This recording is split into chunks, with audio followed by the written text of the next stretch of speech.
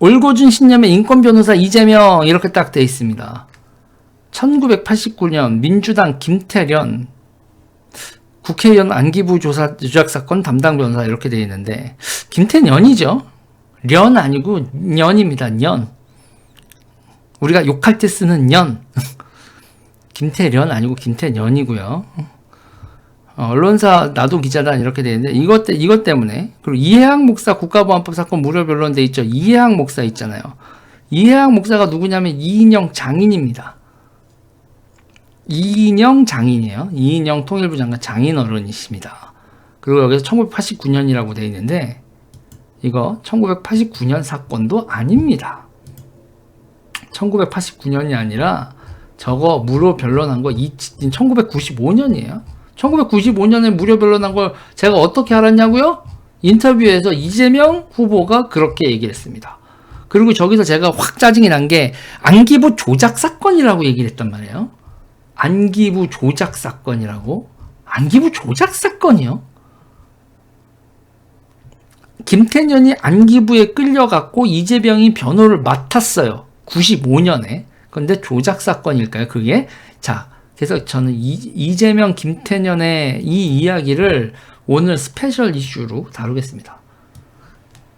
사실은 저는 얘네들이 자꾸 안기부에서 조작했다 이럴 때마다 짜증이 나요. 지네는 무슨 완결무결한 민주화 투사고 안기부는 맨날 없는 얘기 지어내는 인간들처럼 만드는데 아니거든요. 그게 히메님 감사합니다. 특별한 안기부 밤샘 고문에 접견 투쟁했다. 밤샘 고문을 했답니다. 밤샘 고문. 이렇게 되면 여러분 이 고문이 막 두들겨 패고 이런 것 같죠? 잠을 안 재웠다. 여기서 이 안기부 밤샘 고문에 이 내용 잘 봐야 돼요. 수사 방해 주장에 맞서 인권호호 활동에 맞섰다. 요주의 임을 지켰다. 이렇게 하면서 2020년에 이렇게 막 인터뷰한 건데, 여기서 김태년 의원이 이렇게 있니 원내대표에 돼 있고 이러면서 둘의 인연 그러면서 1995년인가 안기부에 끌려갔다. 부인이 돌도 안 되는 큰애를 안고 내곡 동구청 앞에서 매일 시위를 하고 있었다. 이렇게 얘기를 합니다. 자, 근데 여기서 재밌는 게 있어요. 재밌는 게 있는 게 뭐냐면요. 그 성남에 운동하시는 분들의 재밌는 특징이 하나가 뭐냐면 그 보통요 여러분 대학을 가서 학생 운동을 하면 학생 운동권이 됩니다. 그런데 성남 분들 중에서 특이한 분들은 대학을 간 다음에 무슨 연어처럼 성남으로 컴백을 해요. 연어처럼 성남으로 컴백을 합니다. 그리고 여러분 되게 재밌는 건요.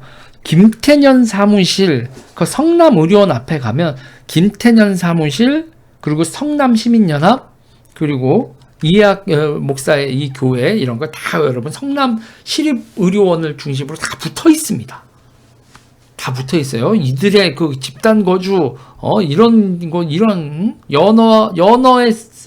연어의 성남으로 회귀 습성과 그 다음에 거기서 집단적으로 이렇게 뭉친 이거 정말 재밌는 형태인데요. 근데 김태년은 안기부에 왜 끌려갔을까 이 얘기를 해보자고요.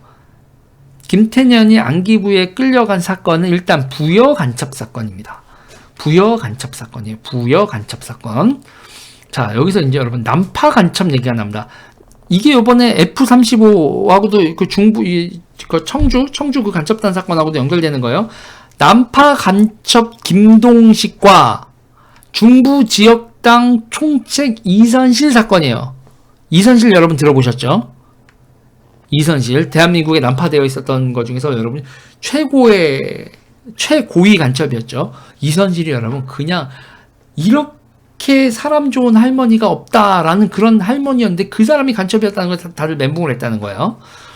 자, 근데 여기서 김태년은 김동식과 접촉한 혐의로 대상이 됩니다. 그 이선실 사건 때 중부지역당 총책 이선실 사건 때 난파 간첩 김동식이 이렇게 지금 혐의가 잡혔고 그때 김태년은 김동식과 접촉 대상이 돼서 조사 대상이 된 거예요. 안기부 발표는 김태년에게 무전기를 전달하려고 했다. 그런데 혐의 입증을 하지 못해서 집10번 위반 등으로 혐의로 집행유예, 그러니까 김태년 의원은 그때 집행유예로 그러니까 집10번 위반만 인정이 돼서 집행유예를 받아요. 근데 그 혐의 무전기를 전달하려고 했었던 것 자체는 안기부에서 제기했던 혐의는 입증을 안기부가 못했죠. 그래서 그거는 무죄가 되고 그냥 집10법 위반으로 집행유예만 받는 거. 자, 이거는요 여러분, 이거는 95년에 시사저널에 잘 나와 있습니다. 안기부의 부여간첩 미스터리. 그래서 이게 직파간첩 검거를 했고 이선실 존재 확인을 했는데 물증도 제시 못한, 그러니까 여기서 이선실까지는 딱 됐는데 그 옆에 빠져나와 있는 이선실이 작업한 사람들까지는 못 잡아냈다. 뭐 이런 얘기예요. 근데 여기서 김태년이 이렇게 돼 있었다. 근데 여기서 문제는 안기부가 수사를 하다가 몇 가지 혐의에 대해서 증명을 못했다고 이게 안기부 조작 사건이 되는 건 아니죠. 이선실이 잡혔는데. 이선실이란 실체가 증명이 됐는데, 이거를 통으로 몇 가지 혐의를 증명을 못했다고 안기부 조작 사건, 김태년이 무전기를 전달을 했는지 받았는지 기타 등등 그 혐의에 대해서는 증명을 못했다고, 이 김태년을 고걸 못했으니 이걸 전부 다 안기부 조작 사건이라고 얘기를 해버리면 좀 많이 빵당한 거죠. 그리고 있잖아요, 여러분. 그리고 그때 아까 그 김태년이 접선했었다는 난파간첩 그 혐의를 받은 난파간첩 김동식은요, 여러분. 일단 이 얘기를 해야 됩니다. 현재 국가안보 전략연구소 연구위원이에요. 대한민국의 훌륭한 공무원이 되셨네요. 그리고 그 김동식님이 검거되는 날 어깨 총알 박힌 줄도 몰랐다. 전쟁터 같은 26년 전 부여 6탄전 끝에 무장 간첩 제압, 콩 볶는 동안 듯한 총소리. 6탄전 끝에 무장 간첩 제압. 그날 그곳은 전쟁터였다. 영락없는 전쟁터였다. 총을 든 무장 간첩과 5, 6m 거리에서 총격전을 벌였다. 총을 맞고 쓰러진 동료 곁에서 목숨 건 6탄전을 벌인 끝에야 간첩을 생포했다. 장진희 경사 이렇게 사망하셨네요. 95년 10월 24일 날. 무장 간첩과 경찰관들 이렇게 총격전을 벌였었다. 이런 겁니다. 이게 저번 달 중앙일보의 기사입니다. 이렇게 검거했었던 이 사건에 김태년이 그 당시에 이 상황에서 검거된, 이렇게 잡은 사람이 김동식이에요. 그 김동식을 잡고 나서 막 이 와정에 이 사람한테 하고 연락책으로 김태년이 그때 안기부가 입증을 못했지만 용의선상이 있었다. 이겁니다, 여러분. 자, 보세요. 김태년 의원이요. 일단은 순천고등학교 출신입니다. 순천고등학교 출신이고 경희대학교 총학생회장, 수원캠p 쪽의 총학생회장이었다고 해요. 그리고 성남시 성남청년단체협의회 의장, 민주주의 민족통일 성남연합 공동의장, 그리고 이해학 목사, 이인영 장인 이해학 목사 교회에서 정치에 입문했다. 이게 더불어민주당 원내대표.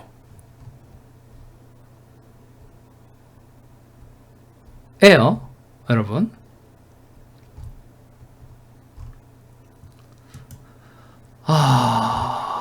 어떻습니까, 여러분?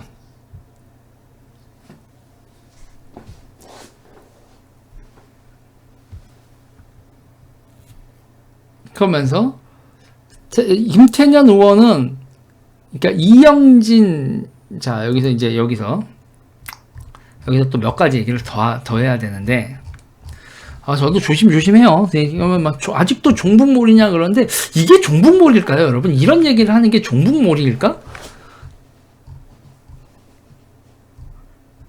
여러분, 이런 얘기를 하는 게 종북몰인가요?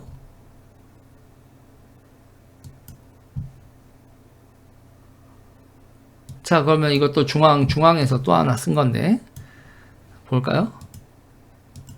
여기서 중앙일보 김태년과 이인영은 김태년은 친구 사이다. 동갑내기로 전대협 1기 출신이다. 18대 총선에서 같이 낙선했고 3번이는 같이 당선됐다. 배지를 달기 전에도 전대협 모임을 이제 자주 술잔을 기울이곤 했다. 거의 35년직이다. 베렌장님 감사합니다. 이인영의 장인이 민주화운동가인 이해학 목사다. 이 목사는 성남주민교회에서 오래 치무했다. 시민운동을 했고 거기서 정치적 기반을 다졌다. 여기 고 성남시 의료원 거기에 전부 다 붙어 있어요. 사무실하고 기타 등등이. 이 목사는 정치를 해보지 않겠느냐라고 김태년한테 권유했다. 이렇게 같이 됐다 이러는 거예요. 뭐 엇갈리는 구석이 있다 이렇게 얘기를 하는데 여기서 수원캠퍼스 총학생회장 이렇게 나옵니다. 이렇게 됩니다. 근데 여기서 이제 재밌는 게 여러분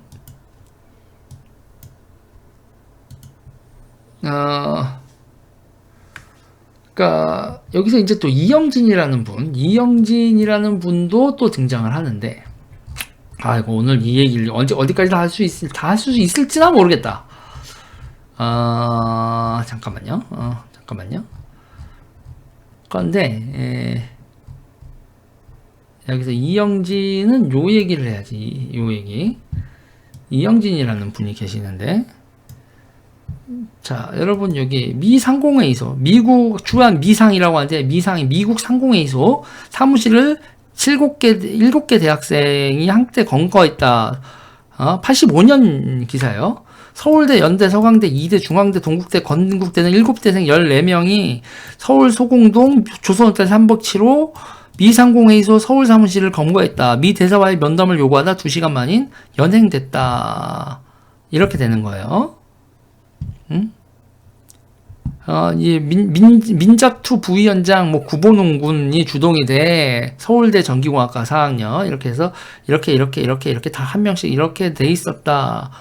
한국민중 압살하는 미국 자본 물러가라. 민족 생존 위협하는 경제 침략 중단하라. 이렇게 태극기 한 개와 이렇게 돼 있었다. 연행학생 구본웅, 김용희, 김한정, 이호선, 이진전, 김기식, 윤혜숙, 박철민, 조병대, 중앙대 이영진 이렇게 돼 있는데요. 이 중앙대 이영진님 이렇게 돼 있는데 자 이영진님은 이재명 지사와 중앙대학교 법대 동기입니다. 삼민투 출신이고요. 조금 전에 저렇게 돼 있었죠. 돼 있었고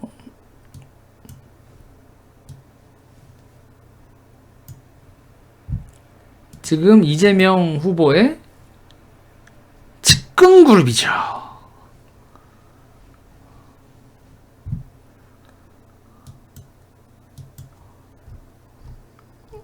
자,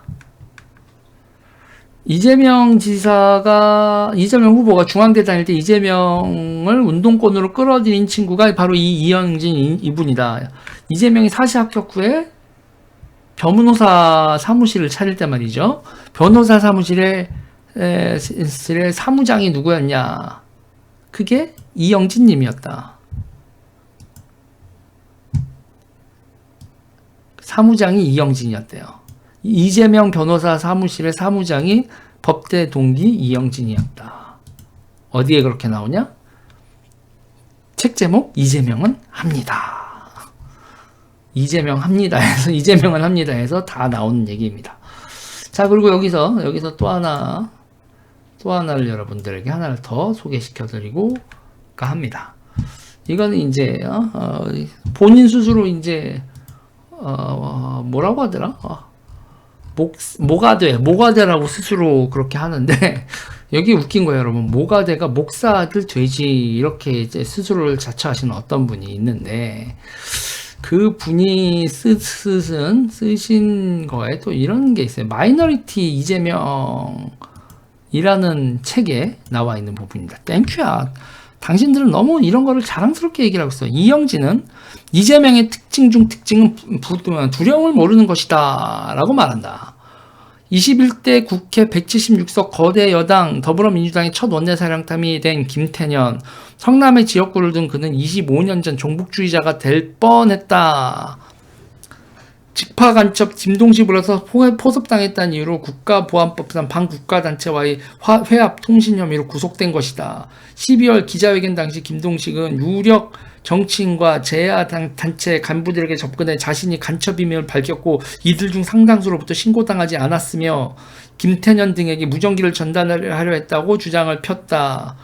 이거 여러분 이게 여러분 재밌는 겁니다. 제가 알고 있는 어떤 분이 그러더라고요. 신고를 안 한다. 뭐 이거 관련돼서 여러분 재밌는 얘기가 많습니다. 이거는 또, 자, 김태년 등에게는 이렇게 했다. 국가안전기획부는 김태년이 불상의 공작원에게 포섭돼 일자, 밀상, 이렇게 수령을 밝혔다.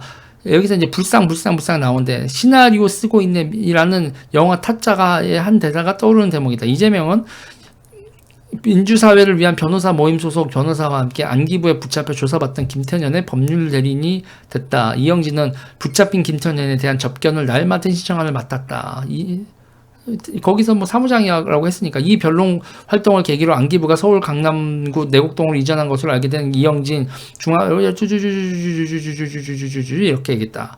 변호사가 곁에서 날마다 매의 눈으로 감시하는 마당에 안기부는 무리할 수 없었다. 다시 말해 이재명이 이런 식으로 집요하게 안기부를 견제하지 않았다면 김태년은 몇 날 며칠 잠 못 자고 고문당하면서 김동식에 포섭된 국회의 간첩으로 가공됐을지 모른다.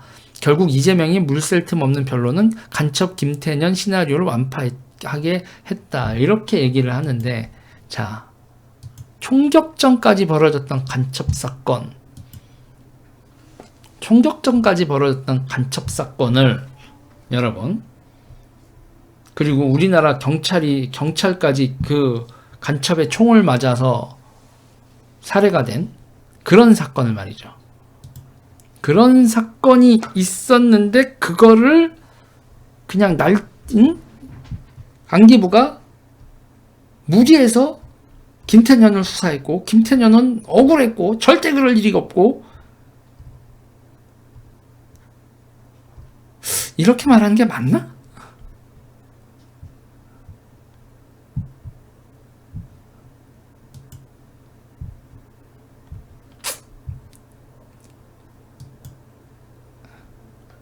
자, 이 얘기는 여기까지 할까요?